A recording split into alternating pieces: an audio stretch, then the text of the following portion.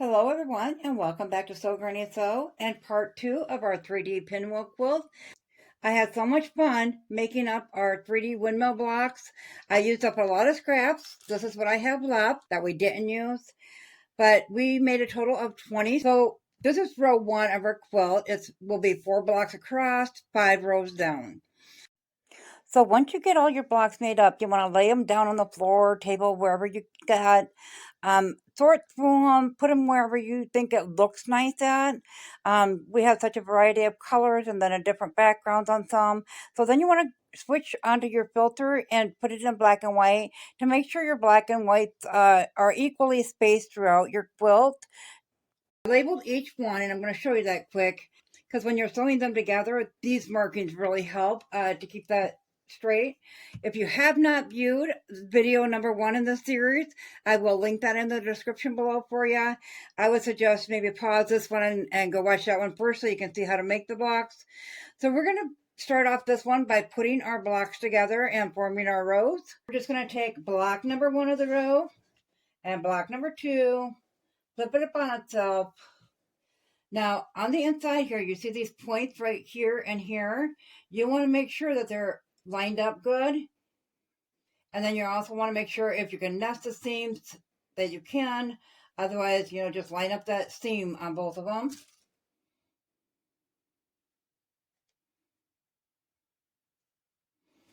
And then we're going to line up these outside corners.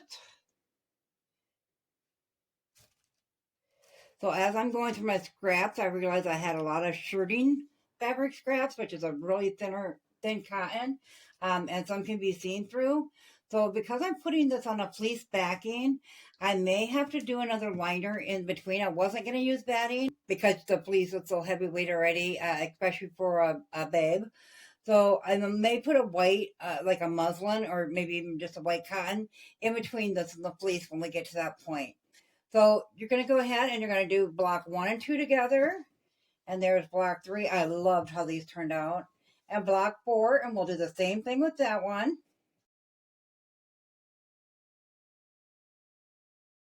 Bring these both to the sewing machine and we'll put a 1/4 inch seam on both of these. And then we will connect the 2 together, and that's when it comes in handy for you to have which one is your first block of each row marked, because I have a solid print, solid. So then you sew them together and it's facing this way. So then you know to turn it around so your print and your solids line up that way. I'm going to go ahead and put these into a row and I will meet you back here. Once you have them sewn into the row and you have all your rows sewn together like this, you're going to iron them opposite directions. So like this is row 1. So this is row 2, and it's going towards away from this. So we want to iron this one with the seams going towards the first block. So then, of course, we want to iron them this way on all 3 of the seams here. So I'm going to go ahead and get this one ironed, and then I'll show you how to put these rows together. So this is our row 1 and row 2. Once you have them all ironed, you're going to go ahead and take row 2, flip it over onto row 1. You're going to line up the seams between the blocks and make sure your points are lining up as well. Then you're going to nest these seams together and throw in a pin, and we'll do that all the way along the full row.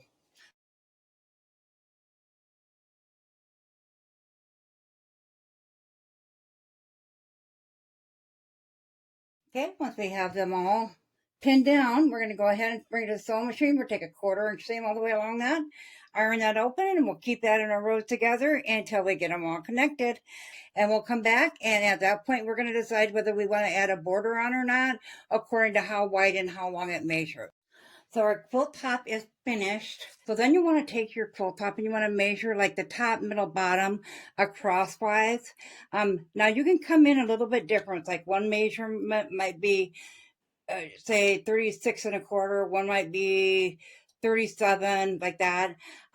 You want to, of course, trim it up equally all the way around, but you still might be off a little bit, and that's totally normal, as long as it's under 1 inch, give or take, on a bigger size.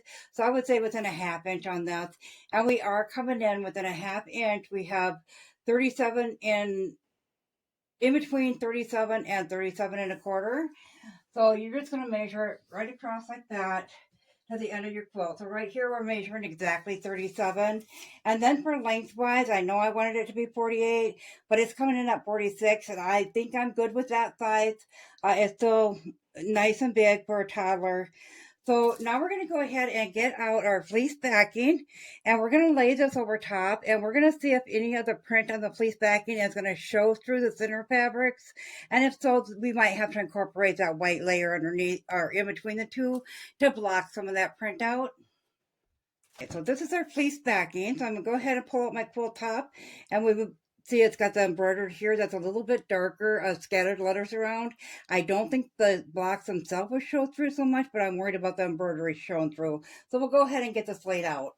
I have the quilt top laid on top of the fleece, with the fleece being upside down, so the wrong or the right side is down and the wrong side is facing up. And we're just going to go through and we're going to check every square to get away from worrying about that. You could always use a solid color fleece on the back. Go ahead and look at some of these thinner blocks to see if anything shows through on those. I'm not seeing nothing on that. I do see a little bit here, but I think that's okay. It's not really too prominent. It's not taken away from the quilt top. Same with this one. You can see it lightly coming through there. And I'm not worried about those so much as like the whites, but the white was a thicker and it's not coming through at all on the white. So I think we're good without having to add a layer in between, which is nice because that gives just like the weight of a thermal blanket. And for a child, you know, you don't want them too big and bulky when they're little kids yet. So I'm going to go ahead and get this laid out on the fleece, and we are going to cut a backing approximately 2 inches bigger, just like you would do your batting and your backing on a normal quilt. We're going to go like about 2 inches bigger than the quilt top itself. So I'm going to go ahead and get that cut out, and then we'll put it into place. I have it pinned down, and I have our fleece cut about 2 inches bigger all the way around on all four sides. Let's talk about the quilting on this. So because it is a 3D windmill, we want our, once it's washed, we want our windmill blades to be able to come up and away from the fabric. So you don't want to, you know, do any stitching on here unless you don't want it to be 3D. In that case, there is other ways you can make it. So I thought what would be best is these really don't come up much at the point. So to go a 1/4 inch on there, and so that it's not going to affect the overall appearance of it. So I'm going to go ahead and stitch mine. And of course you want to start in the middle when you're quilting, but stitch it on a 1/4 inch on each side of this way, and then also going this way, not in any part of the windmill, just on the outside here. So I chose a nice beige colored thread, that you can see it shows up a little better on the white, but the rest it just kind of blends in. And then also when it's on the back, it will blend in with the yellow as well.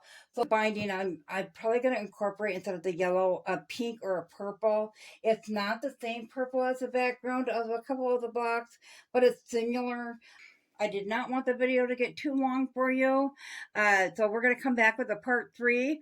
Where in the meantime, I'm going to go ahead and get the quilting done on this, and we'll get it trimmed up. You can take a look at the quilting, and we're going to go ahead and get our binding cut out and get that put on it as well.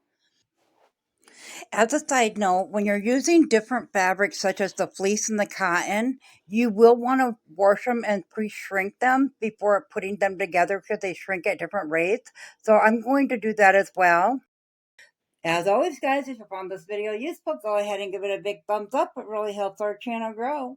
If you haven't subscribed yet, go ahead and hit that subscribe button because we'd love to have you here at Sew Granny Sew. Thanks all. Have a great day. Bye.